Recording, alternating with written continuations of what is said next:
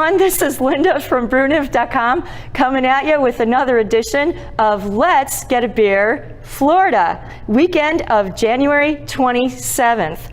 Now today we're doing something a little bit different. Be sure to check the events pages and the local events pages on BrewNymph.com for everything that's going on. They're already there. You can scroll through them, you can tap them, and it'll give you all the information you need to know. As you probably guessed, I'm on site today, and we'll be talking about that in a minute. I'll be highlighting a bunch of those events coming up later in the week on Saturday, where I'll be on site again, and you'll have to wait to see where that is. So avoid that I told you so thing, and look at the events and figure out how you're going to plan your week and your weekend ahead of time. Now, last week I was at Due South Brewing in Boynton Beach, where I was attending Mariana Trench Release Trench Day, which is their once-a-year annual release of that Imperial Stout. I have a story on BrewNymph.com, a recap about that. Take a look at that. Talk about the tap room renovations, the beer fest, loads of pictures. Did an interview with Doug.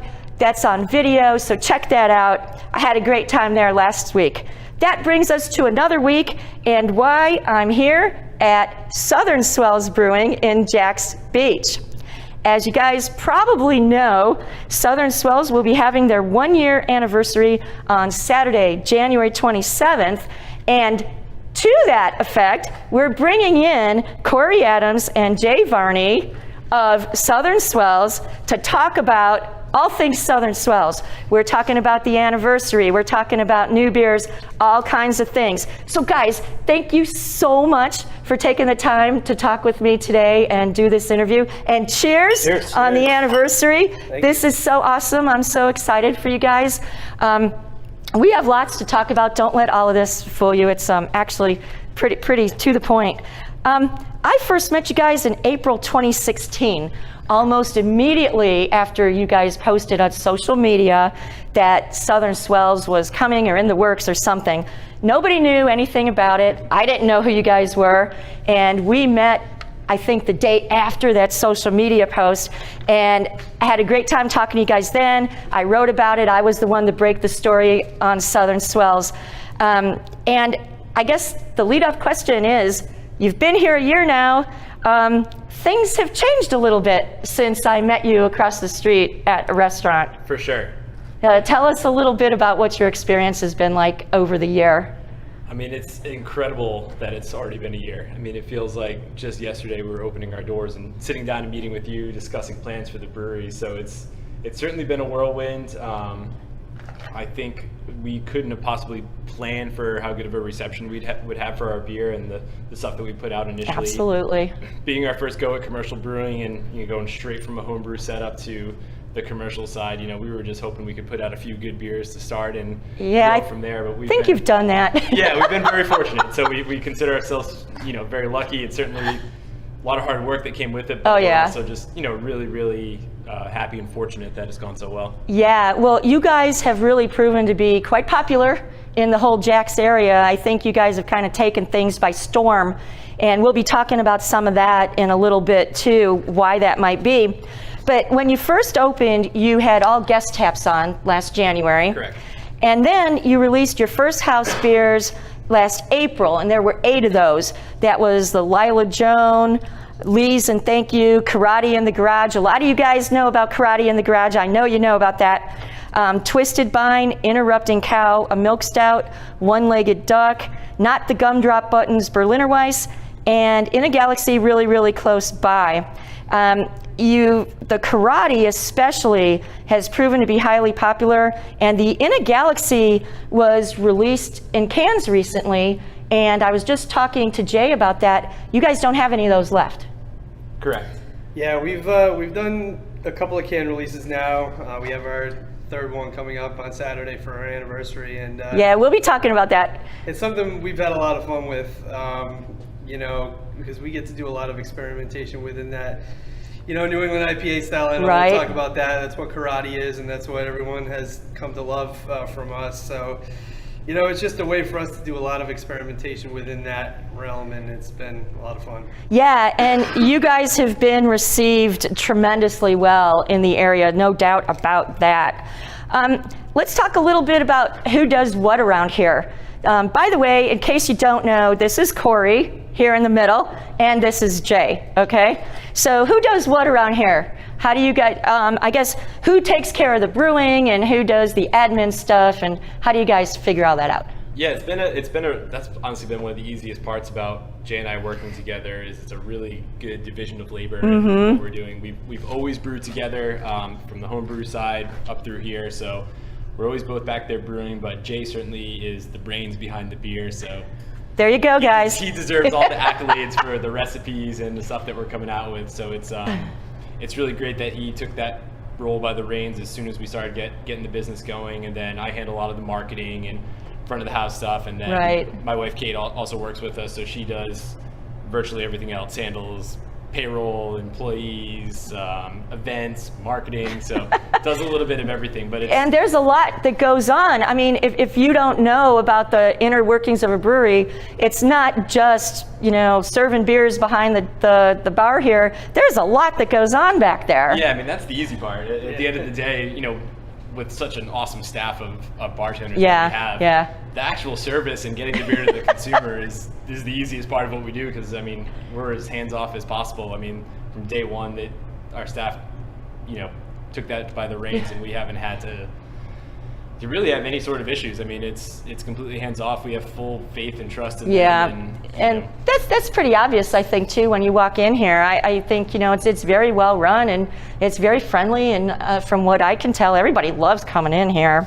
So, and then you with the brewing, I guess, well, this was a little bit of a later question too, but how do you do this experimentation? Do you start with a pilot batch first, or do you just decide to throw certain hops in, or do you read about it first? How do you come up with different recipes? Because you guys brew a lot of different beer here. Yeah. I mean, I think it's a mixture of all of the above. I mean, there are some styles, you know, the IPAs, we've gotten pretty comfortable within that space, so we actually do a lot of experimentation on the 10-barrel system and just fire off full batches. If we're doing something pretty out of the box that we've never tried before, we'll run it on the pilot system first. And then there's other beers where we've done bases and kind of tweaked the base beer to do something different, maybe with fruit or spices or adjuncts or whatever it may be. So yeah, it kind of depends on the beer that we're doing, but yeah, we have a pilot system that we utilize, and a lot of the stuff we kind of do on the fly with the 10-barrel too. So. Well, it's great. Obviously, you're having really good success with stuff on the fly as well. So, I mean, a lot of us, I don't think, can even tell that. So, secret's out. Okay. All right. Southern Swells has pretty much gotten a reputation for the New England style IPA. You guys have brewed quite a few of them, and they all have little nuances of their own with the different hop profiles and maybe some added ingredients and things like that. What is it about that style that keeps you brewing those? So, I mean, we're both New England boys, so we grew there up in New England, born and raised in New England. And are there really these styles up there? They are. I mean, are they really up there? You know, any of the big name breweries up there, Treehouse, Trillium, Alchemist. I've never been up there, so I don't know. Yeah, I mean, the style is incredibly popular there. The demand's huge for it in the trading circles and in the craft beer circles down here and all over the country. So I think, you know, it was bringing some of our roots down here, but at the same time, we saw an opportunity to brew a style that's not heavily brewed in Florida. And, you know, it's a challenging style to brew, and I think that's one reason you don't see a lot of it. It's expensive to brew, and, you know, it's difficult to get that mouthfeel, the haze, and that, you know, that citrus forward presence dialed in. But I think we saw it as a tremendous opportunity here, and it's a style that's very approachable for the non-IPA drinker. That's true. Well. That's true. Not the super hoppy, super bitter.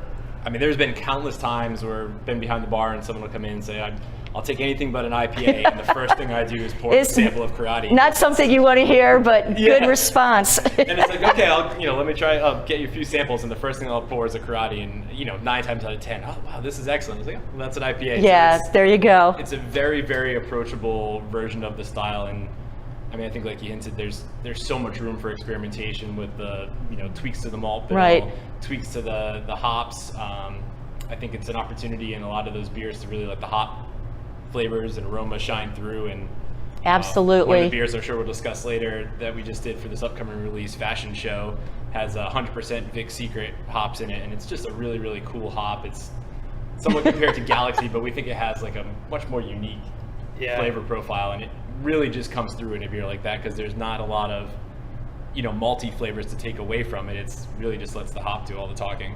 Now, unfortunately, the beers that they'll be releasing on Saturday are not on the tap wall yet, so I can't sample any of those, so I have to wait, just like you guys, in order to get those. Are you aware that Garrett Oliver called the New England style IPA buttery mud at the Florida Brewers Conference last year in August? He had the whole place laughing like crazy when he said that. But he being from the Northeast, he was really sincere when he said that. I didn't know if you guys had heard anything about that. It was so funny when he said it, and with a straight face too. Yeah. New England IPAs, that's the big debate. I mean, the traditionalists are completely against them.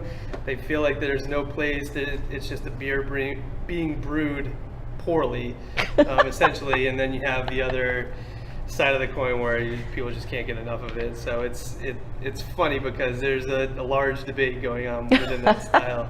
I think there's also a little bit of a misconception with the style that it's essentially just like taking an IPA, doing an absolutely ridiculous amount of dry hopping, and then throwing wheat or something into the mash to give it its haze. Where the haze, yeah. Much that we've learned through trial, error, research, and just brewing multiple batches, there's certainly a lot more to creating that haze, that soft mouthfeel. If it was as easy as just throwing wheat in there. We've had our misses along the way too, so it hasn't been all sunshine experimenting with the style. Yeah. Well, I think you guys have done pretty darn well with it, and seriously, people seem to gravitate towards the style, and you're kind of, like I mentioned, kind of becoming the authority more or less around here on the style. And we already talked that you guys kind of brought the style down with you from your northern upbringing and background. Now, I was here a couple of weeks ago. I did the weekly video here, and I had one of your new releases, the Cup of Oats Pale Ale, which was a smash beer with El Dorado, and smash being single malt and single hop. Give us some brewer's notes on that. It's no longer on the board, so I'm guessing that was a small batch, and I think the information was that you were going to use that going forward for some additional treatments down the road. Yeah, so when I refer to some of our misses, that was one of our misses. Yeah. Hey, at least they're honest about it, all right? We were trying out a smash beer for the first time using 100% oats, which you don't really see. If somebody does a smash beer, it's usually 2-row or Pilsner malt, and we wanted to try something with oats because we really like that in our IPAs that we use with other things. So we tried it with El Dorado, and I think El Dorado wasn't the right hop for that kind of beer. But we're going to bring it back. We're going to do it on the pilot system next time with a different hop and see how it turns out, and then we'll bring it back on the 10 barrel. It was just a little too harsh for what we wanted, and we thought it maybe mellow out after a couple of days in the keg, and it just still lingered around, so we just decided to cut it, get rid of it. Well, I had it, and it was really fruity, really tropical, as many of the New England pale ales and IPAs are. So we'll be looking forward to whatever you do next time with that one, too. So now let's talk about the anniversary, okay? First year anniversary, Saturday, January 27th, guys. So you're doing 3 new can releases and 3 new bottle releases. These are going to be on draft, staggered throughout the day, with the exception of, I think, one of them that won't be on draft. And I have here a first look at one of the bottles. This is Bourbon Barrel Aged Northern Roots Imperial Stout. And now, based on what we just said, I understand the name. You have Northern Roots, okay? Duh. Okay, we get that now. That's actually the fire variant too, so that has habaneros, cocoa nibs, vanilla, and cinnamon in there. Okay. So we're color coded the caps. Oh, that very cool idea. On the label, it'll be designated which version you have. So we'll have about 100 of each of the 3 variants. Okay, I didn't see that before. So this is the fire version of it, and then you have I don't want to say standard. You have a base barrel-aged Northern Roots as well, Yep. without the added flavorings, and then you have a coffee version as well? Yep, so we have one that we use cocoa nibs, and then it was bold beans. It's a Costa Rican single origin coffee. It was I think it was the Finca del Roca, that's how you pronounce it? We struggle more saying any coffee name than we do any ingredient that we use in the brewing process. But we've been, as you probably know from our Bold Brewed series here, we obviously really enjoy working with Bold Bean. Right. Just an incredible roastery, incredible people. They spend as much time and effort researching their coffees and roasting their coffees that we do on the brewing side. So I think it's someone we'll always continue to work with. It's just a quality coffee. So we'll go to them anytime we plan on adding coffee to any of our beers. I had one of those Bold Bean cold brewed series, an Ethiopian one, and I had no idea how to say it. You had it on the board, so at least the spelling was right. But Yep. that might, there you go. It was awesome. I truly loved it. So yeah, that's a great series that you guys are doing with that for sure. Now, in addition to the Northern Roots barrel-aged series that you guys will be able to get, they're also doing a few beers in cans, that being your anniversary IPA, which is an IPA with Galaxy and Nelson hops.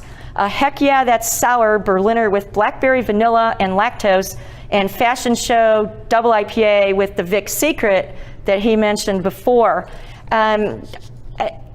How did you come up with those? And all of those, the cans are not available yet, so we'll have to wait till Saturday to see those. But how did you come up with this assortment for anniversary release?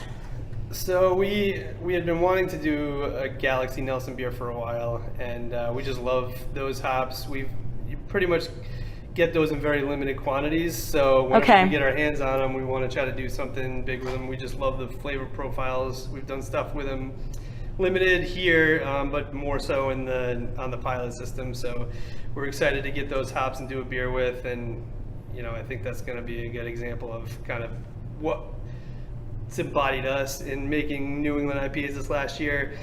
We wanted to do a double IPA because we love double IPAs. And I love double IPAs too. Yeah. We've never actually used Vic Secret, but I've smelled it on occasions, and it's just a great hop. So we wanted to try that as a predominant hop in a beer. So we're doing 100% Vic Secret beer. Nice. And based on how it's smelling the fermenter, I think it's going to be a pretty good one. Very cool. Yeah, so all of those up on Thursday too, so they'll be. That was going to be my next question. What's the status of these right now? Yep, we're carving up the last of the three beers right now, and we work with Ironheart Canning for our mobile canning company. So we'll be in here on Thursday, can up all three, save off a couple kegs of each of them too, so we'll have those on tap. So yeah, they'll be as fresh as they get when they get released on Saturday. Okay, so these beers have not been sitting around. As a matter of fact, when I got in here today, and this is Tuesday, they were filling these bottles when I walked in. So extremely fresh beer for the anniversary. One of the ones I have to mention is that one of these releases was brewed by the women here, and that being the Heck Yeah, It's Sour, okay? And again, that's gonna be a Berliner with blackberry, vanilla, and lactose.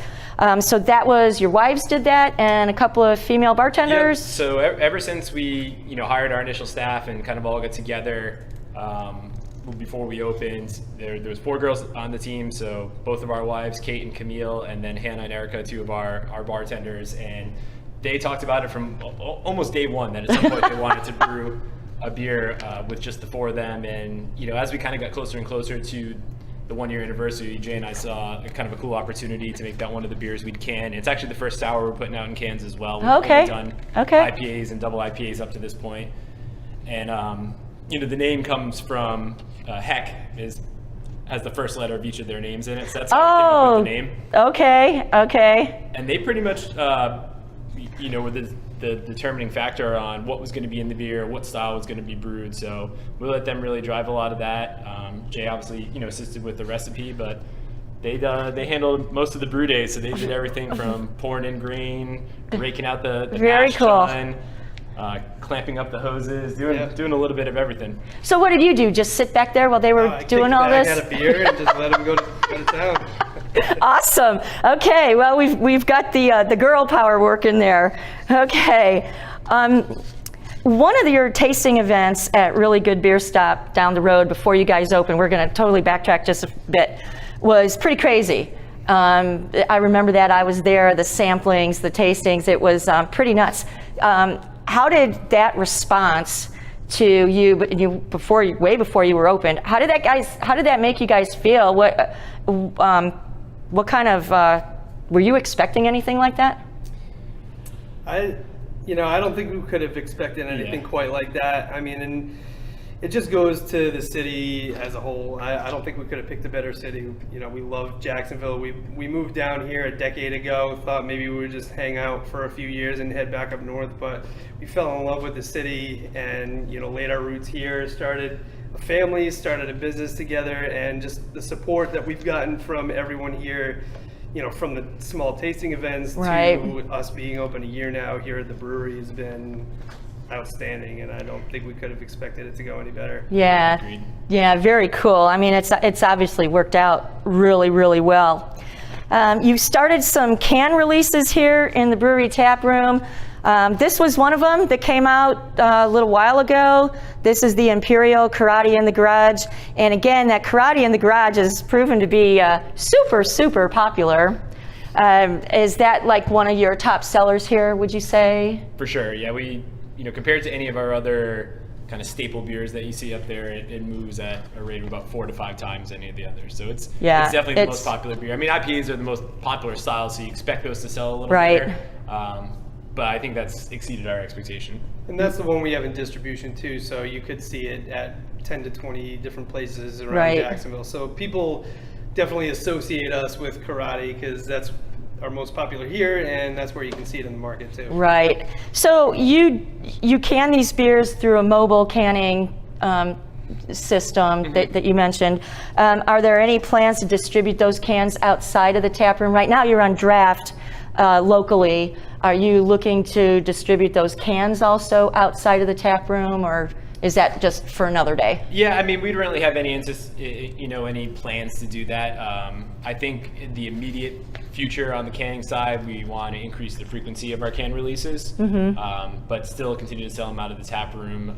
I think it allows us to do a couple different things. It allows us to brew more expensive beer, essentially. Use better quality ingredients and really not have to be budget conscious when brewing, because we're not thinking about the thin margins that you have in distribution. We can just brew the hops best quality and everything, beer that we're capable of, release it in a relatively small amounts, even if we use hops like Galaxy and Nelson, for example, that we can't get our hands on in large quantities or with any sort of consistency. So I think the plan is to just continue to increase the frequency of the can releases, using a mix of new beers, different takes on some of our current beers. Like we have some plans to launch some various dry hop versions of Karate out in cans over the next year or so. So try to keep it interesting, try to keep fresh beers coming out, but at the same time, bring back some of the beers that people have been really fond of. Sure, that sounds like a great plan right there. Let's see, I want to talk briefly about the Irma IPA. You guys were involved with that. That was a collaboration at Intuition. It was the brainchild of Green Bench out at St. Pete. You guys went to Intuition and brewed that with a few other local Jax area breweries. What was that experience like?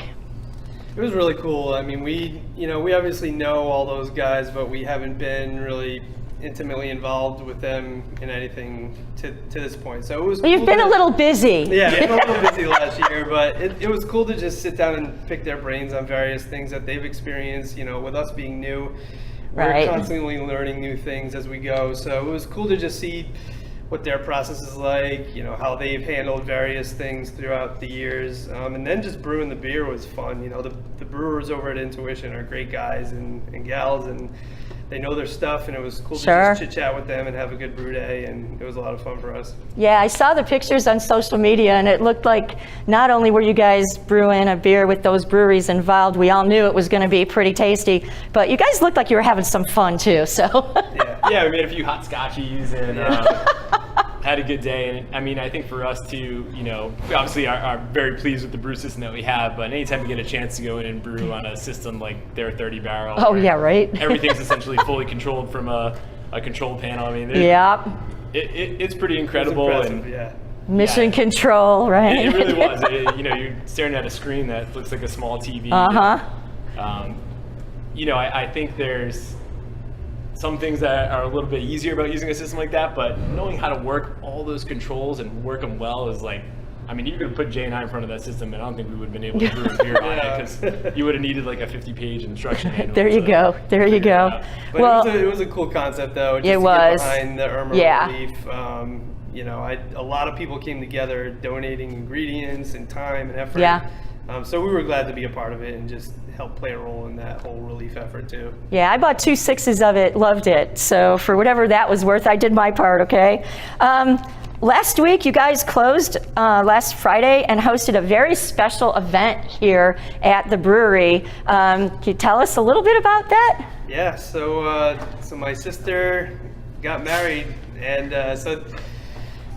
they had been talking about this for a while. They had been down here a few times, loved the brewery, and then they approached us about having the wedding here, or at least the wedding reception. So we said absolutely, and we were excited to do it. And so they had a beach wedding, then everyone came back here for the reception, and it took a lot of effort. You know, Kate and my wife and Corey's sister did a ton of things to get ready for it, but it turned into a pretty spectacular venue for a wedding. I think that sounds amazing. Yeah, that sounds amazing. Like, how cool! Just as surprised as any of the guests. So it was pretty cool to see the brewery in such a different setting than what we're used to. Yeah, so I imagine they took some pictures with the tanks and things in the back, those are going to make for awesome memories down the road. I mean, what a cool idea. Jay and I really polished those up last week too. So we did some serious cleaning that was probably overdue anyway, so this was a really good excuse to force us to do it. Oh, no, you're not supposed to say that. Okay.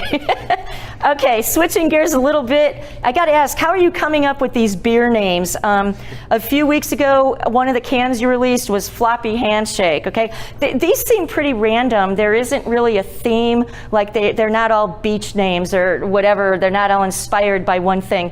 They're pretty random names. Floppy Handshake, in a galaxy really, really close by, and the new fashion show. Where are these names coming from? Yeah, so it's probably the thing we have the most fun with here is the names.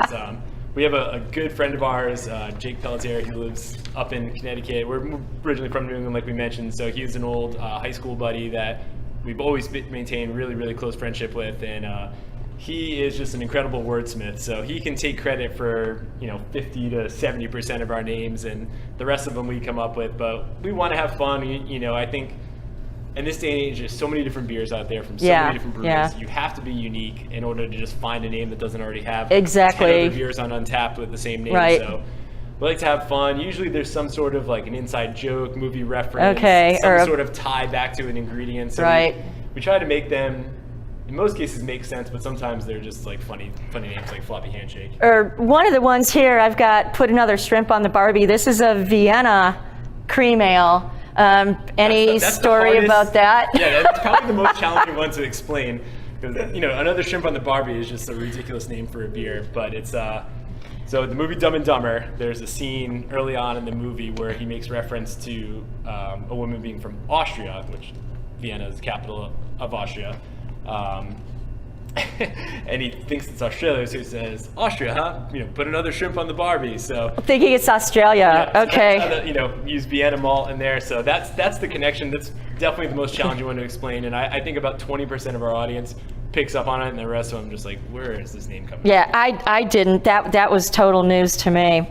Now that you guys are an operating brewery, you've got your own house beers, and you guys are just cranking things out, will we be seeing you guys at any of the local beer fests around the area? We've got Riverside on February 24th. I just did a preview story on that, interviewed the chairman of that.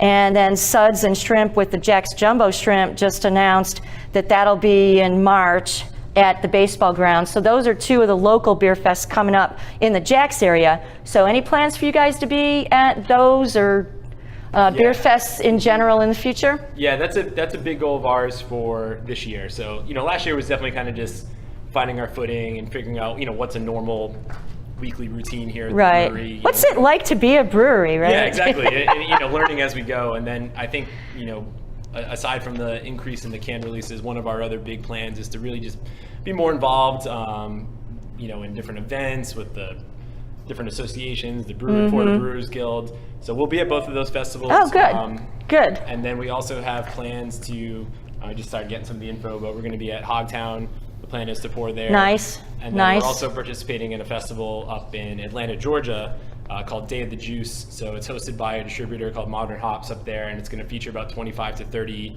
IPA-forward breweries. Okay. So it'll be held at Monday night, Yeah. the garage location. I've had some of their beers up there in Georgia, so. Yeah, and it's going to be cool. It's, it features some of the breweries that I think we, kind of idolize and, really appreciate their beers, like Finback, which is an ever-growing, New England IPA style brewery. From Florida, they've got, I think it's Kane. There's a few other ones from down in the Tampa area. But, it's going to be a really, really cool festival for us. And well, and that'll be it's the gonna be first fun. time going out of state, Yeah, too. exactly. So, yeah, wow, really exciting. Well, I'll be looking forward to seeing you guys at those beer fests in Jacksonville and at Hogtown. And heads up, you know what this means, right? You can ask some of the other local guys. It means a picture, okay? Yeah. Just kind of giving you that warning now, okay? Now, you guys are so laid back. You guys are like perfect for Jax Beach. This is great. Before this, we were talking about them working back there and doing some things and time getting away from them and everything. So I don't know if you're always this laid back, but anyway, this is what we see.